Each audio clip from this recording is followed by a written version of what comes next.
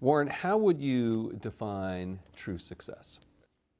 Well, I've said many times that if you get to be 65 or 70 and later, and the people that you want to have love you actually do love you, you're a success. I've never seen anybody that reaches that age. I mean, I'm not talking about somebody that's in extreme poverty or pain or something, but I've never seen anybody that, if they have a lot of people that love them, that is other than happy. And I've seen some very, very wealthy people that they give testimonial dinners to and name schools after and everything. And nobody loves them, you know. Their own kids would say, he's in the attic, you know. But he never came. What are, say, 3 pieces of advice you would give to people who are looking to succeed in business? Well, by far the best investment you can make is in yourself. I mean, for example, communication skills. I tell the students that come that they're going to graduate schools and business, and they're learning all these complicated formulas and all that. If they just learn to communicate better, and both in writing and in person, they increase their value at least 50%. And, I mean,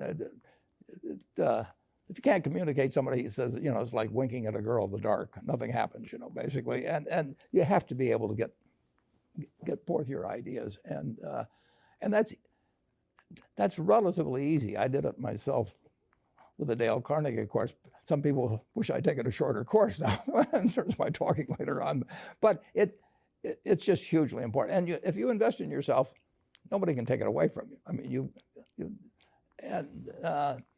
the second thing, which I'll get a certain criticism for not living it, but I do tell those students, you know, that if I gave you a car and it'd be the only car you get in the rest of your life, you take care of it like you can't believe. Any scratch, you'd fix that moment. You read the owner's manual. You keep a garage and do all these things, and you get exactly one mind and one body in this world.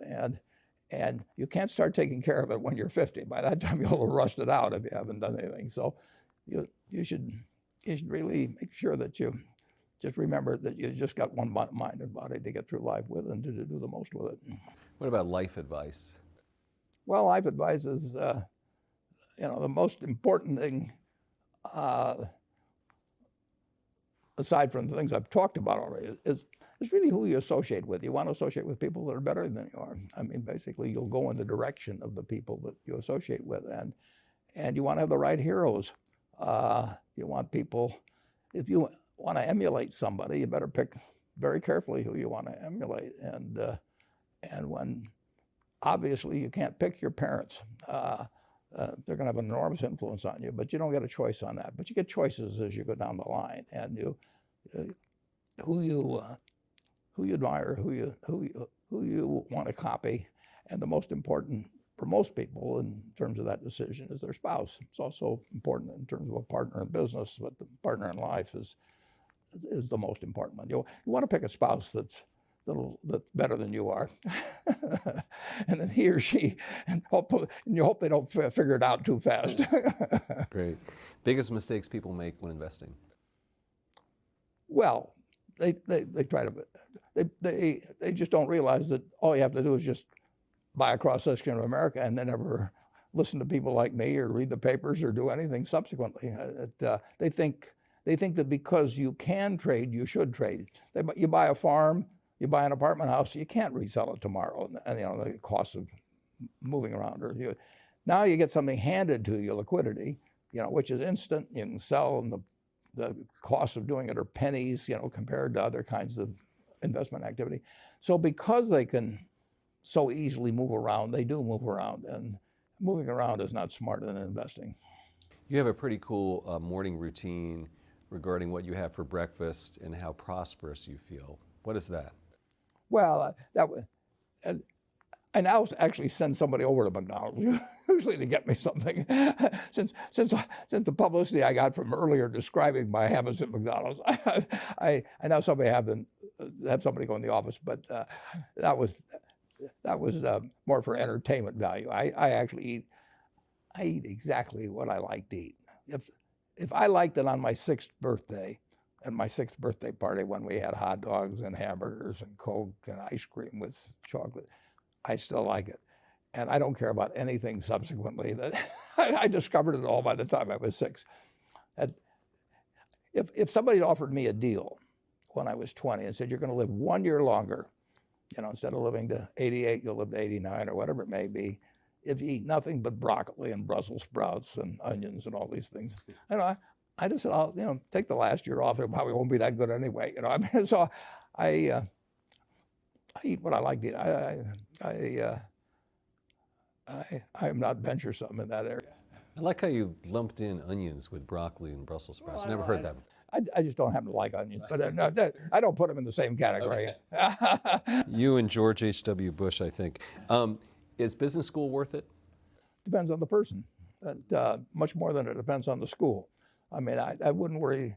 Some people are going to get a lot out of advanced education, and some people are going to get very little. And I don't even think it's important that every person go to college at all. I mean, we have all kinds of jobs at 70 or so thousand a year, 80,000 a year, that college training is not of use. And I actually was not keen on going to college myself. Yeah, my dad kind of jollied me into it. He could get me to do anything. But if they'd had an SAT test in those days, he would have taken the test for me.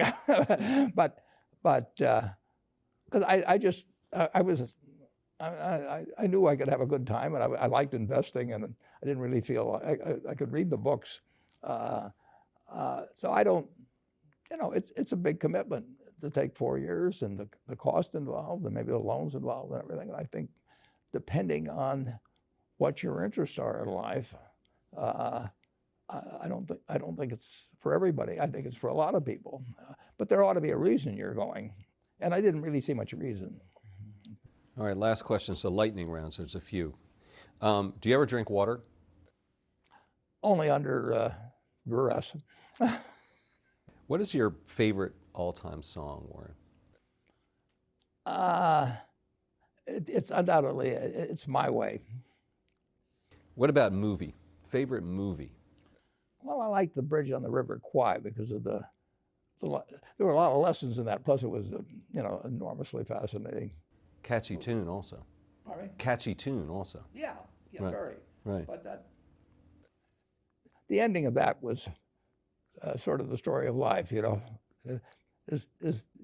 created the railroad, and did he really want the enemy to come in across it? Got it. Favorite book? Well, the favorite book from an the book that had the most impact on my life was The Intelligent Investor by Ben Graham. I knew you were going to say that. Favorite TV show? It's probably going to be it would be Nebraska in some huge bowl game and winning. And finally, what do you carry in your wallet, and how much money do you tend to carry around? Well, I probably carry maybe $400. I actually my wife likes to use the cash, so I just take home a chunk of cash every now and then she doles it out. She looks at my billfold and sees whether all the hundreds are gone. Sticks a few in there. But it's pretty simple. And credit cards? I've got an American Express card, which I got in 1964, but I pay cash 98% of the time. If I'm in a restaurant, I always pay cash. It's just easier. Warren Buffett, thanks very much.